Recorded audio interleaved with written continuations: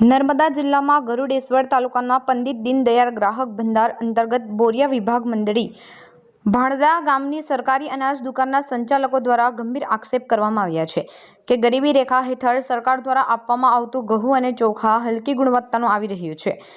સંચાલકોના જણાવ્યા મુજબ સરકારી ગોડાઉનમાં રાખવામાં આવતા અનાજમાં જીવાત જોવા મળી રહી છે અને ગરીબ ગ્રામીણ વિસ્તારમાં મોકલાતું અનાજ એટલું નબળું છે કે ધોળો પણ ન ખાય એવું અનાજ ગરીબ જનતાને આપવામાં આવી રહ્યું છે। દુકાન સંચાલકો કહે છે કે નબળી ગુણવત્તાનું અનાજ આવતા ગ્રાહકો અને દુકાનદારો વચ્ચે વારંવાર બોલાચાલી થાય છે। મુખ્ય પ્રશ્ન એ છે કે જો અનાજ ગોડાઉનમાંથી જ ખરાબ આવે છે તો જવાબદાર કોણ? ગાડીમાંથી અનાજ ઉતારતી વખતે દુકાનદારોએ તપાસ કેમ નથી કરતા? જો ગ્રાહક ખરાબ ગુણવત્તાને કારણે અનાજ લેવાને ઇનકાર કરે તો આ અનાજનું પાછું ગોડાઉન સુધી કેમ નથી મોકલાતું? ગ્રાહકો ન સ્વીકારેલ અનાજ આખરે જાય છે ક્યાં?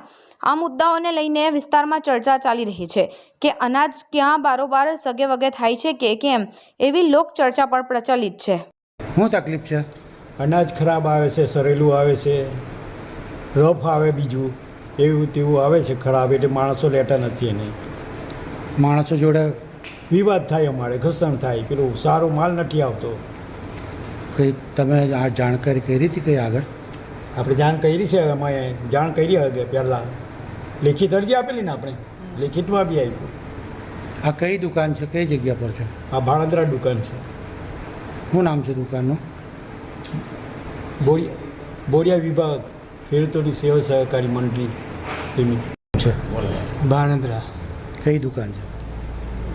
ભાણદરા સસ્તા અનાજની દુકાન। શું તકલીફ છે? અનાજ ખરાબ આવે છે। શું થાય છે? અનાજ ખરાબ આવે છે। શું થાય છે અનાજમાં? આમાં અનાજમાં કીરા આવે છે મેં। શું આવે છે? કીરા કીરા કીરા